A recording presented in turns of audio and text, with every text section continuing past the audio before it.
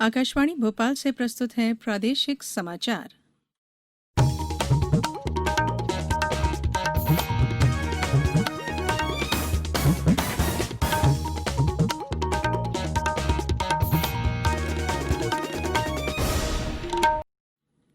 नमस्कार, समाचारों के साथ मैं धारणा सचदेव। पहले मुख्य समाचार। प्रदेश में आज से कोरोना से बचाव के लिए संकल्प की चेन जोड़ो, संक्रमण की चेन तोड़ो अभियान शुरू होगा। अनलॉक 3 के तहत कंटेनमेंट जोन के बाहर के क्षेत्रों में कुछ और गतिविधियों को मिली छूट। प्रदेश के महाविद्यालयों में 5 अगस्त से ऑनलाइन प्रवेश प्रक्रिया शुरू होगी और सोशल डिस्टेंसिंग के साथ मनाया जा रहा है आज ईद उल अजहा का त्योहार। अब समाचार विस्तार से। प्रदेश में आज से संकल्प की चेन जोड़ो, संक्रमण की चेन तोड़ो अभियान शुरू होगा। मुख्यमंत्री शिवराज सिंह चौहान ने कल मंत्रियों के साथ वीडियो कॉन्फ्रेंसिंग के माध्यम से बैठक करते हुए यह जानकारी दी। मुख्यमंत्री ने कहा कि प्रदेश में कोरोना संक्रमण रोकने के लिए हर संभव प्रयास किए जा रहे हैं और संक्रमित मरीजों को निःशुल्क एवं सर्वोत्तम इलाज की व्यवस्था की गई है। मुख्यमंत्री ने कहा कि उन्होंने 30 सितंबर तक अपने वेतन और भत्तों की 30% राशि 3 माह की कोरोना कार्य के लिए मुख्यमंत्री राहत कोष में जमा कराने का फैसला किया है। उन्होंने मंत्रिमंडल के सभी सदस्यों से भी सहयोग करने को कहा। श्री चौहान ने कहा कि विधायक गण भी अपनी विधायक निधि का उपयोग अपने क्षेत्र में कोरोना नियंत्रण संबंधी कार्यों में करें। इसी तरह प्रदेश के 22 जिलों में जिला खनिज निधि में आने वाले प्रतिवर्ष लगभग 500 करोड़ की राशि 1/3 राशि इन जिलों में कोरोना संबंधी कार्यों और गरीबों के लिए रोजगार मूलक कार्यों में खर्च की जा सकेगी। मुख्यमंत्री ने बताया कि 15 अगस्त को आत्मनिर्भर मध्य प्रदेश का रोड मैप प्रदेश की जनता के सामने प्रस्तुत किया जाएगा। प्रदेश में कल कोरोना के 800 से ज्यादा मामले सामने आए हैं। इसके साथ ही प्रदेश में कोरोना संक्रमितों की कुल संख्या करीब 32,000 हो गई है। वहीं 22,000 से ज्यादा लोग स्वस्थ हो चुके हैं। राजधानी भोपाल में कल 208 नए मामले सामने आए। इंदौर जिले में 120 नए मरीज मिलने के साथ ही संक्रमितों की संख्या 7,448 हो गई है। जिले के विभिन्न अस्पतालों में 2,000 से ज्यादा मरीजों का इलाज जारी है। उज्जैन में 13 नए मामले सामने आए। वहीं 36 मरीज स्वस्थ होकर अपने घर लौट गए। नीमच में 18, मंदसौर में 7, जबलपुर जिले में कल पहली बार 125 नए मरीज सामने आए। वहीं 51 लोगों को संक्रमण मुक्त होने पर अस्पतालों से छुट्टी दे दी गई। मुरैना में कल 263 सैंपल रिपोर्ट में से 16 पॉजिटिव आई हैं। टीकमगढ़ में कोरोना का एक मामला सामने आया है। वहीं 8 लोग बीमारी से स्वस्थ हुए हैं। शिवपुरी जिले में 16 नए मरीज सामने आने से संक्रमितों की संख्या 303 हो गई है। हालांकि 257 लोग बीमारी से उबर चुके हैं। खंडवा में 13, ग्वालियर में 50, दमोह में 10, मंडला में 1, खरगोन में 47 नए मामले सामने आए हैं। वहीं शहडोल जिले में इस समय 27 मरीजों का इलाज जारी है। भोपाल में पूर्व मंत्री और कांग्रेस के नेता पीसी शर्मा भी कोरोना संक्रमित पाए गए हैं। कोविड-19 महामारी के कंटेनमेंट जोन को छोड़कर अन्य स्थानों पर कुछ और गतिविधियों की अनुमति देने संबंधी नए दिशा निर्देश आज से लागू हो रहे हैं। पूर्णबंदी हटाने के तीसरे चरण यानी अनलॉक 3 में चरणबद्ध तरीके से कुछ और गतिविधियों की इजाजत दे दी गई है। केंद्रीय गृह मंत्रालय ने इस बारे में नए दिशा निर्देश जारी किए हैं। कंटेनमेंट जोन में होने वाली गतिविधियों की राज्यों और केंद्र शासित प्रदेशों के अधिकारियों द्वारा कड़ी निगरानी की जाएगी और इनमें महामारी को ध्यान में रखते हुए लगाई गई पाबंदियों पर कड़ाई से अमल किया जाएगा। स्वास्थ्य मंत्रालय कंटेनमेंट जोन्स के सही तरीके से निर्धारण और राज्यों तथा केंद्र शासित प्रदेशों द्वारा रोकथाम के उपायों की निगरानी करेगा। राज्य और केंद्र शासित प्रदेश स्थिति के आकलन के आधार पर कंटेनमेंट जोन से बाहर भी कुछ गतिविधियों पर रोक या ऐसी पाबंदियां लगा सकते हैं जो वे जरूरी समझते हैं। प्रधानमंत्री नरेंद्र मोदी आज अखिल भारतीय तकनीकी शिक्षा परिषद के स्मार्ट इंडिया हैकाथॉन को संबोधित करेंगे। श्री मोदी इस अवसर पर नई राष्ट्रीय शिक्षा नीति पर भी वक्तव्य देंगे। हाल ही में प्रधानमंत्री की अध्यक्षता में केंद्रीय मंत्रिमंडल ने नई राष्ट्रीय शिक्षा नीति 2020 को मंजूरी दी थी। शिक्षा नीति से स्कूली और उच्च शिक्षा के क्षेत्र में व्यापक और क्रांतिकारी सुधारों का मार्ग प्रशस्त हुआ है। यह 34 वर्ष पुरानी राष्ट्रीय शिक्षा नीति 1986 का स्थान लेगी। प्रदेश के महाविद्यालयों में 5 अगस्त से ऑनलाइन ई प्रवेश प्रक्रिया शुरू होगी। इसी तरह बीएड की काउंसलिंग के लिए 4 अगस्त से ऑनलाइन आवेदन दिए जा सकेंगे।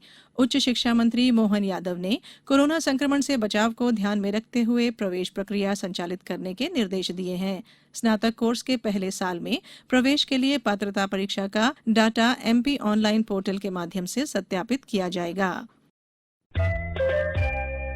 ये समाचार आप आकाशवाणी भोपाल से सुन रहे हैं। हमारे समाचारों को अब आप कभी भी और कहीं भी अपनी सुविधा के अनुसार सुन सकते हैं। ये समाचार बुलेटिन यूट्यूब, ट्विटर और फेसबुक पर AIR न्यूज भोपाल पेज पर सुने जा सकते हैं। इसके अलावा आप हमारी वेबसाइट news.air.com पर या AIR न्यूज ऐप पर भी समाचार सुन सकते हैं। ब्रेक के बाद समाचारों में एक बार फिर आपका स्वागत है। ईद उल अजहा का त्यौहार आज प्रदेश भर में मनाया जा रहा है।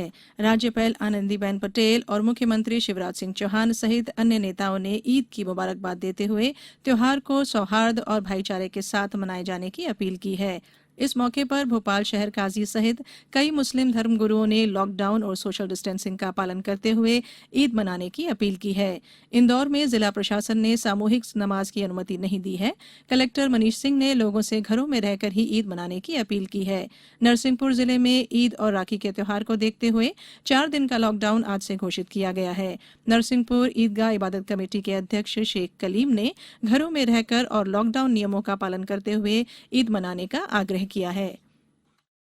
मेरी सभी मुस्लिम भाइयों से ये अपील है कि सभी लोग ईद की नमाज अपने घर पर पढ़ें और सभी लोग मास्क का उसका उपयोग करें और कहीं पर भी इकट्ठे ना हों, आपस में गले ना मिलें, हाथ ना मिलाएं। तो हमको कोविड-19 के जो शासन के दिशा निर्देश हैं उनका पालन करना होगा और उसके अनुसार ही हमारे अपने जो त्यौहार हैं उन त्यौहारों को हमको मनाना होगा।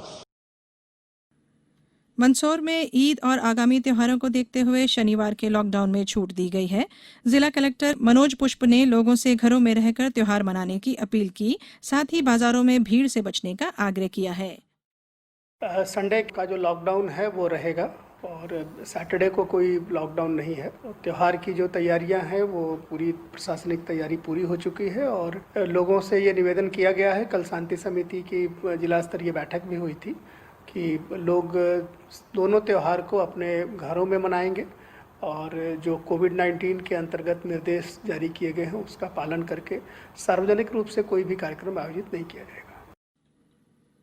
राज्यपाल आनंदीबेन पटेल ने शिक्षकों और शिक्षाविदों से नई सोच के साथ राष्ट्रीय शिक्षा नीति को सफल बनाने का आह्वान किया है। उन्होंने कल लखनऊ से वीडियो कॉन्फ्रेंसिंग के माध्यम से भोपाल के बरकतुल्ला विश्वविद्यालय के 50वें स्थापना दिवस की पूर्व संध्या पर आयोजित कार्यक्रम में कहा कि नई राष्ट्रीय शिक्षा नीति से संपूर्ण शिक्षा क्षेत्र में क्रांतिकारी और उद्देश्यपूर्ण बदलाव आएगा।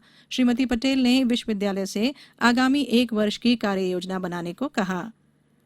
विश्व स्तनपान सप्ताह आज से शुरू हो रहा है। महिला और बाल विकास मंत्री इमरती देवी ग्वालियर से इसका ऑनलाइन शुभारंभ करेंगी। इस मौके पर वे एक वेबिनार में भी शामिल होंगी।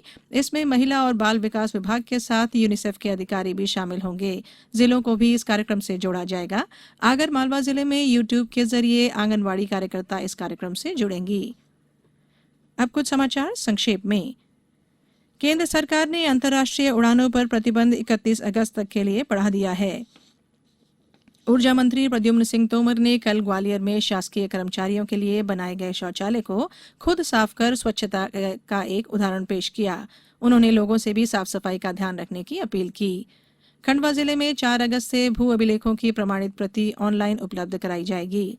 डिंडोरी में तेजस्विनी ग्रामीण महिला सशक्तिकरण कार्यक्रम के अंतर्गत गठित नारी विकास महिला संघ ने सैनिटरी नैपकिन इकाई स्थापित की है। इस सिलसिले में तेजस्विनी महिलाओं के लिए 2 दिवसीय प्रशिक्षण कार्यक्रम आयोजित किया गया।